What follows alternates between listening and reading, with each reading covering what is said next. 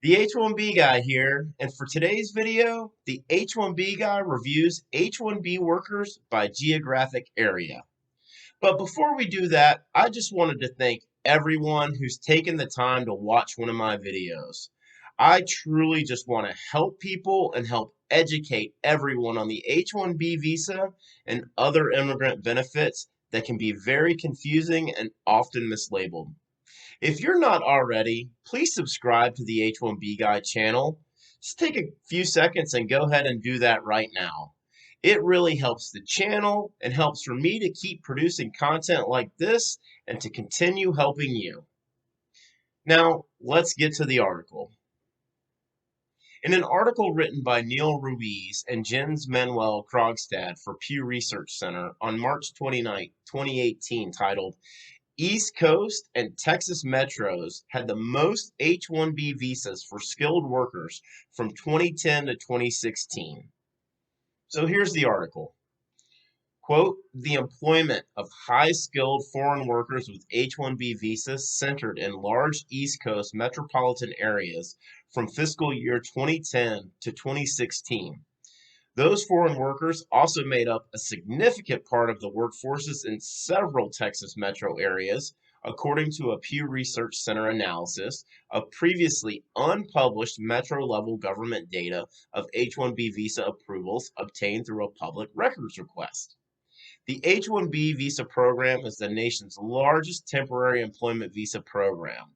About 247,900 H-1B visa approvals, 29% of the nation's total, went to employers in the New York City metro area from fiscal 2010 to 2016.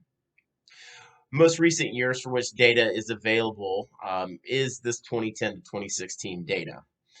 Getting back to the article, the Dallas and Washington metro areas, 74,000 and 64,800 approvals respectively, had the next highest totals, with Boston, 38,300, also among the top metro areas by this measure.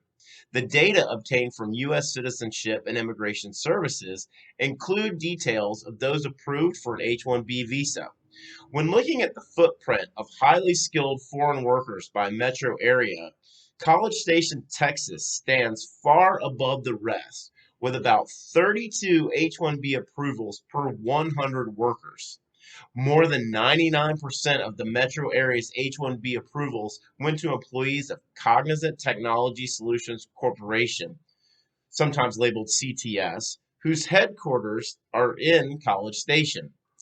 By comparison, no other metro area had more than 5 H-1B approvals per 100 workers.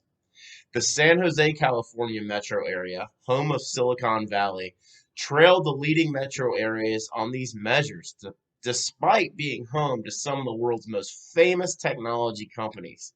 The San Jose metro area had 22,200 H-1B approvals from fiscal 2010 to 2016, which amounted to 2 approvals per 100 workers. Every April, companies file thousands of H-1B visa applications to hire foreign workers. Many of these applications come from firms in the technology and finance sectors, as well as other fields that require specialized knowledge. The U.S. government approved more than 859,600 applications in fiscal 2010 through 2016. Demand for high-skilled visa workers has boomed in recent years, and the H-1B program is now the primary way employers in the U.S. hire high-skilled foreign workers. The program could shrink under the Trump administration, which has recently placed stricter requirements on applications. Nationwide, foreign workers approved for H-1B visas earned an average of $80,600 in fiscal 2010 through 2016. Bridgeport, Connecticut had the highest average salary of $100,200 for any metro area, followed by Seattle, $98,100, and Phoenix, $97,100. In College Station, The Texas metro area with the greatest concentration of H-1B workers in its workforce, the average salary in 2010 through 2016 was $82,600. About half, 49% of H-1B approvals in recent years have gone to foreign workers with an advanced degree, master's, professional, or doctorate, earned either in the U.S. or internationally. Some metro areas with relatively small H-1B approvals stood out in the hires of workers with advanced degrees. In Erie, Pennsylvania, 3/4, 75% of H-1B workers in fiscal 2010 through 2016 went to foreign workers with advanced degrees. That was followed by Memphis, Tennessee, and Phoenix, both 69%, and Sacramento at 68%. In some metro areas, a relatively high share of H-1B workers earn an advanced degree from a U.S. institution. There has been a local economic development effort to retain foreign students after graduation. In San Diego, 28% of H-1B approvals went to foreign workers with advanced degrees from a U.S. university or college, the highest level in the nation. Roughly 1 in 4 H-1B approvals in Oklahoma City, 27%, Gainesville, Florida, 27%, and Ann Arbor, Michigan, 25%, went to those with U.S. advanced degrees. So what we're going to do right now is take a quick look at the metro areas in the U.S. that had 20,000 or more total H-1B approvals and their annual salaries from fiscal years 2010 to 2016. So we're going to start with Atlanta, Georgia. The total H-1B approvals was 28,500. The average salary, $74,600. Boston, Massachusetts. Total H-1B approvals, 38,300. Average salary, 88,100. Chicago, Illinois. Approvals, 29,900. Average salary, 82,200. College Station, Texas. Approvals, 37,800. Average salary, 82,600. Dallas, Texas. 74,000 approvals. Average salary, $77,100. Houston. Approvals, 28,900. Average salary, $81,900. New York, New Jersey. Approvals, 247,900. Average salary, $80,000. Philadelphia, approvals, 34,300. Average annual salary, $84,800. San Jose, approvals, 22,200. Average annual salary, $88,800. And finally, Washington, D.C., approvals, 64,800.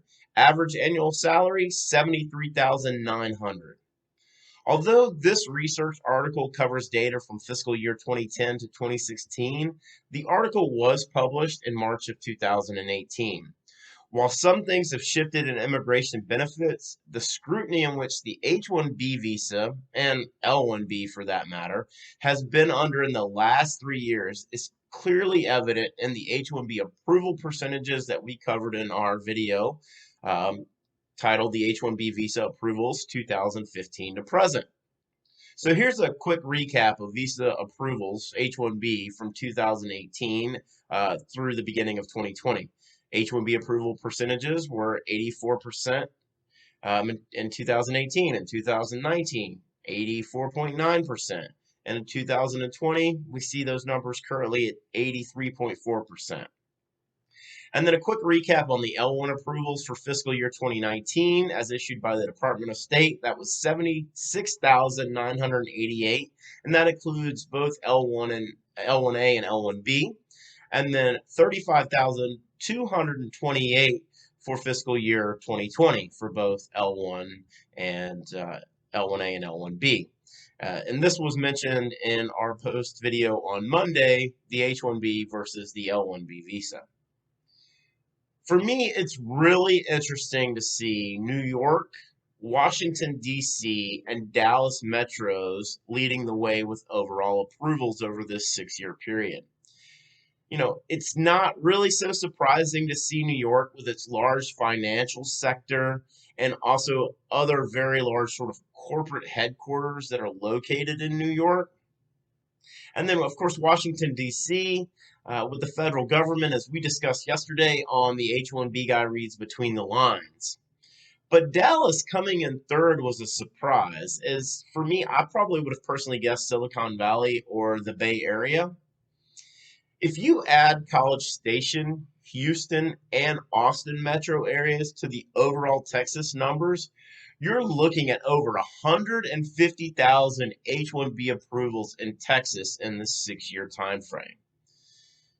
College Station also has the highest percentage of H-1B workers per U.S. workers at about 32 H-1B approvals per 100 workers.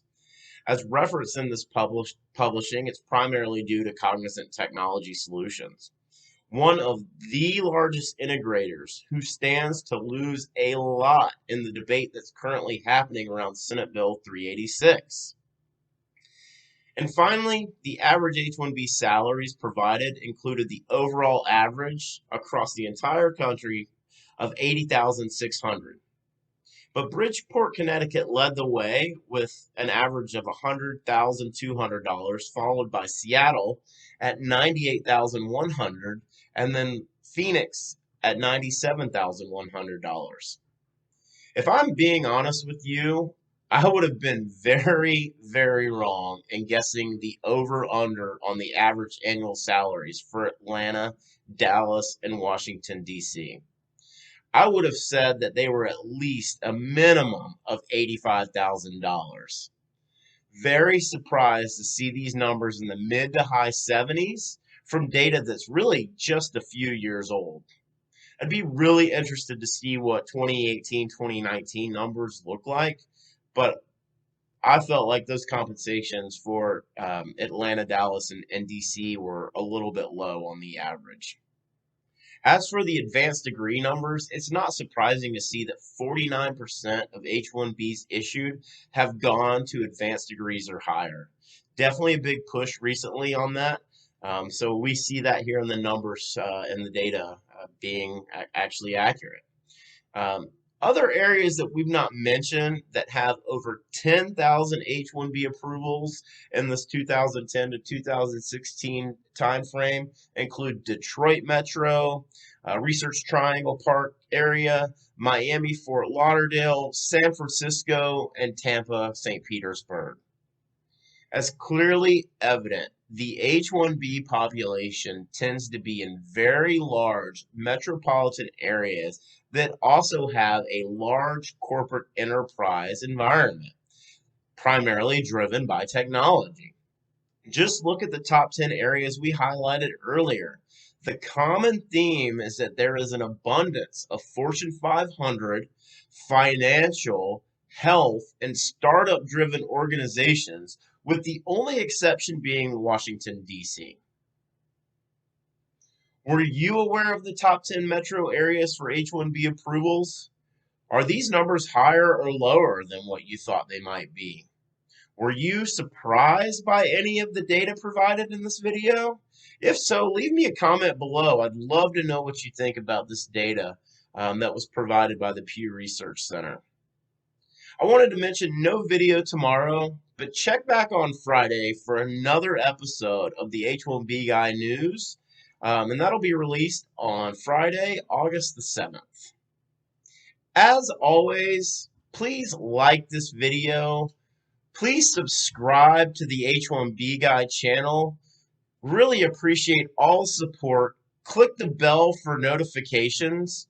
The H1B Guy, your global source for all things H1B.